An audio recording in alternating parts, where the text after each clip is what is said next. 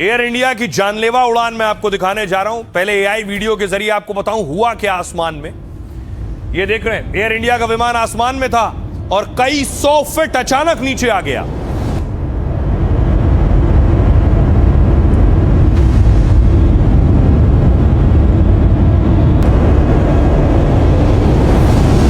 और जब विमान कोई कई 100 फीट अचानक नीचे आता है तो लोगों के सर छतों से लड़ जाते हैं, उनको चोटें आती हैं। और यही हुआ।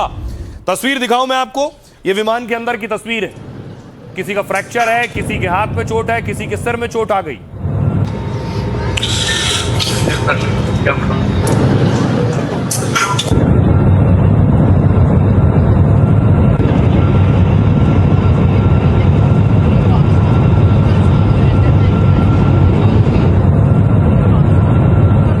और उसके बाद एयरपोर्ट से जब निकले मुसाफिर पैसेंजर तो देखिए कोई व्हीलचेयर पर था, महिला को भी देख रहे हैं वो भी व्हीलचेयर पर निकली है, कोई स्ट्रेचर पर बाहर आया है।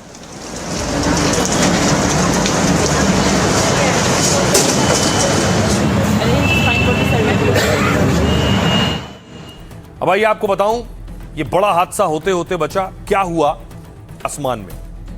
एयर इंडिया के विमान ने दरअसल थाईलैंड के फुकेट से उड़ान भरी, जिसे 134 यात्री और 8 क्रू को लेकर दिल्ली एयरपोर्ट आना था। लेकिन जब विमान हवा में हजारों फीट की ऊंचाई पर था, प्लेन में सवार ज्यादातर यात्री नींद में सो रहे थे, तभी उड़ता हुआ विमान अचानक टर्बुलेंस में फंस गया।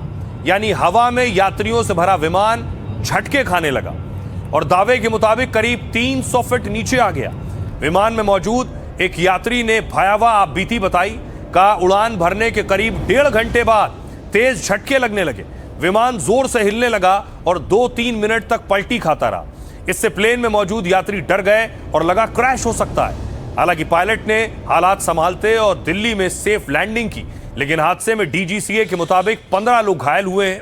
कुछ घायलों का एयरपोर्ट के मेडिकल सेंटर में इलाज किया गया, जबकि 7 घायलों को फोर्टिस अस्पताल में भर्ती कराया गया।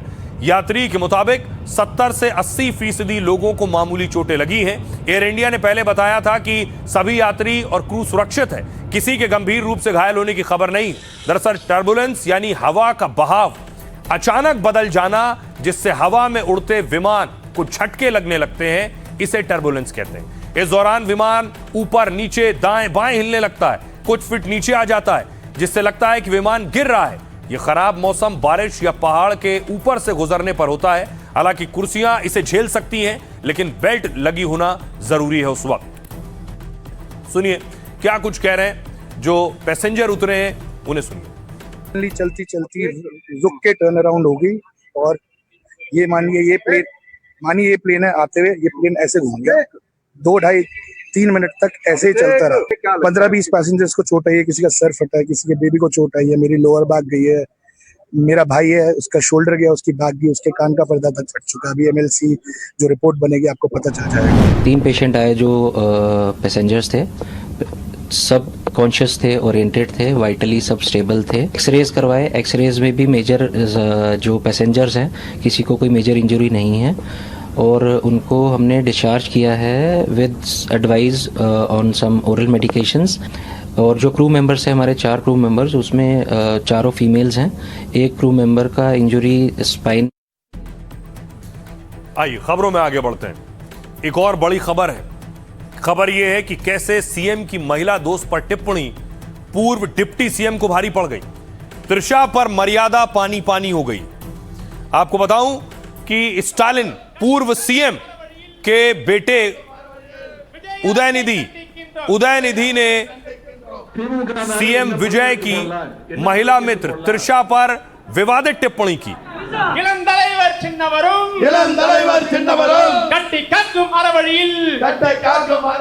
और स्टालिन के बेटे की टिप्पणी के बाद देखिए प्रदर्शन शुरू हुए। कि टिप्पणी सीएम विजय की महिला मित्र त्रिशा के खिलाफ थी।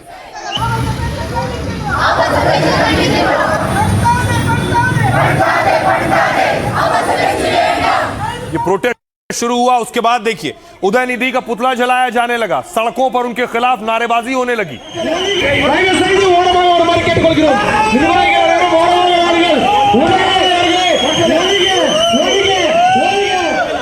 जब चारों तरफ विरोध प्रदर्शन शुरू हुआ तो पुलिस ने एक्शन लिया।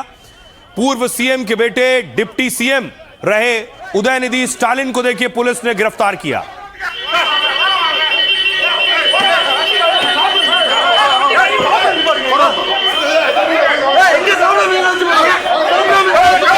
तो उदयनिधि डीएमके से आते हैं तो डीएमके ने उसके बाद प्रदर्शन करना शुरू किया। डीएमके सड़कों पर आ गई कि सीएम की महिला मित्र के लिए हमारे नेता को कैसे उठा लिया।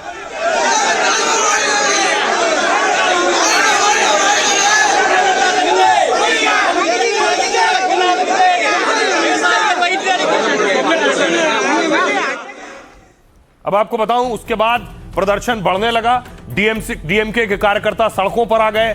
पुलिस और डीएमके के कार्यकर्ता आमने सामने थे। पुलिस पर चप्पल से हमले शुरू हो गए।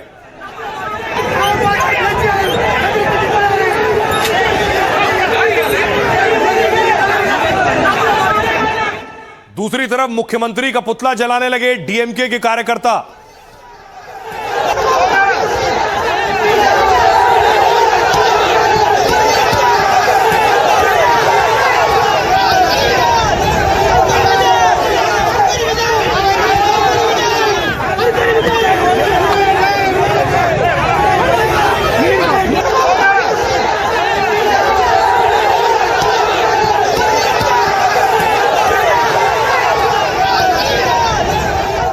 अब देखिए जरा ये पूरा बवाल हुआ क्यों, क्या वजह थी आखिर। ये आप देख रहे हैं सीएम विजय तमिलनाडु के, उनकी महिला दोस्त त्रिशा, और इधर उदयनिधि स्टालिन। विजय की पुलिस ने नेता प्रतिपक्ष पूर्व डिप्टी सीएम रहे उदयनिधि स्टालिन को गिरफ्तार किया क्योंकि उन्होंने सीएम की महिला मित्र पर विवादित बयान दिया था।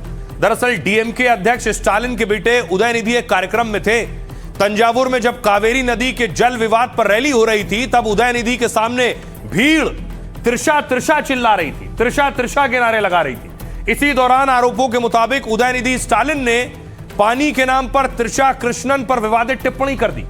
बाद में सफाई दी कि उनका इशारा कावेरी के पानी की ओर था, लेकिन शिकायत हुई तो पुलिस ने 6 धाराओं में केस दर्ज किया।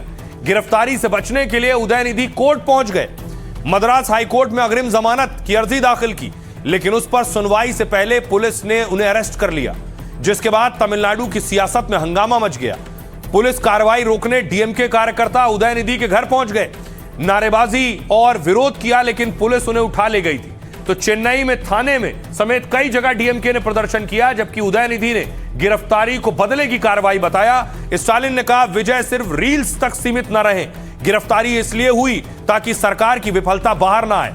बीजेपी और टीवीके ने उदयनिधि के बयान को शर्मनाक बताया, जबकि डीएमके ने सफाई दी कि उन्होंने किसी का नाम नहीं लिया था अपने बयान में। तमाम कानूनी और सियासी हंगामे के बीच हाईकोर्ट में सुनवाई हुई। कोर्ट ने उदयनिधि को पूछताछ के बाद आज ही रिहा करने को कहा। सुनिए क्या कुछ कह रहे हैं इस कार्रवाई पर सियासतदान। बहुत ही आपत्तिजनक है किसी के घर की महिलाओं को खींच लेना जो राजनीति से भी जुड़ी हुई नहीं है, जस्ट बिकॉज वो सिटिंग चीफ मिनिस्टर के साथ उनका रिलेशनशिप है।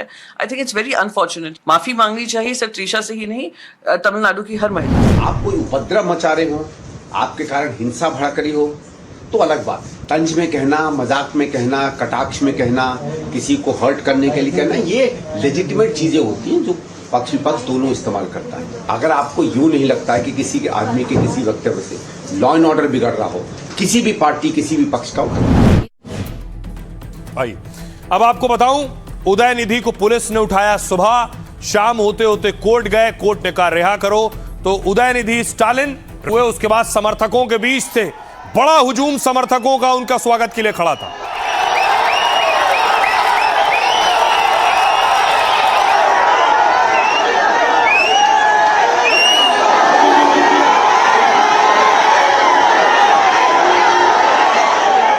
अब देखिए उदयनिधि क्यों उठाए गए थे, ये आप देख रहे हैं विजय और त्रिशा को।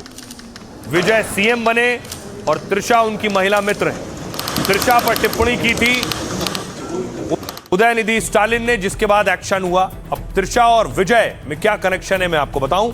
विजय जोसेफ तमिलनाडु के सीएम और सुपरस्टार हैं, वहीं त्रिशा को क्वीन ऑफ साउथ इंडिया कहा जाता है। त्रिशा कृष्णन ने 70 से ज्यादा फिल्मों में काम किया है। विजय त्रिशा की जोड़ी ने 2004 से 2023 तक बहुत सी फिल्में की। ये जोड़ी तमिल सिनेमा की सबसे सफल जोड़ियों में गिनी जाती है। फिल्मों के अलावा भी त्रिशा विजय का नाम साथ जोड़ा जाता है, क्योंकि इस वक्त विजय अपनी पत्नी संगीता से अलग हो चुके हैं। फैमिली कोर्ट में एक्टर विजय की तलाक की प्रक्रिया चल रही है, लेकिन एक्ट्रेस त्रिशा इस दौरान कई मौकों पर विजय के साथ दिखी हैं। विजय को जन्मदिन की बधाई देने त्रिशा उनके घर पहुंची थी। दोनों के साथ दिखने पर सोशल मीडिया पर कई दावे किए गए। फैंस ने मान लिया कि दोनों ने अपने रिश्ते को औपचारिक कर दिया। विधानसभा नतीजों की घोषणा के बाद लेडी लक की चर्चा भी तेज हुई, क्योंकि विजय के शपथ ग्रहण में त्रिशा भी खास मेहमान बनकर पहुंची।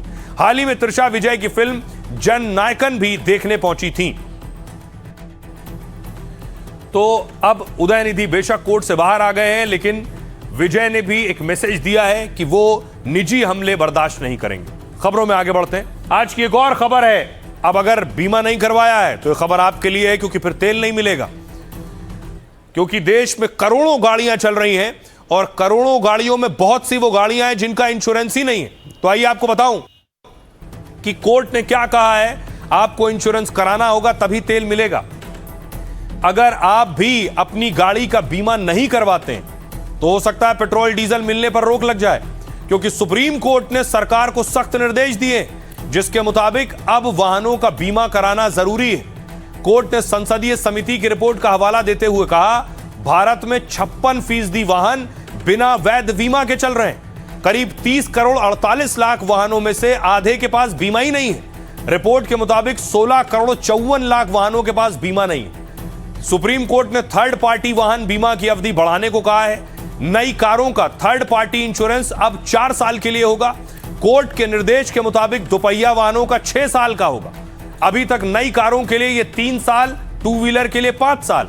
ये फैसला जस्टिस संजय करोल और जस्टिस मसीह की बेंच ने किया है।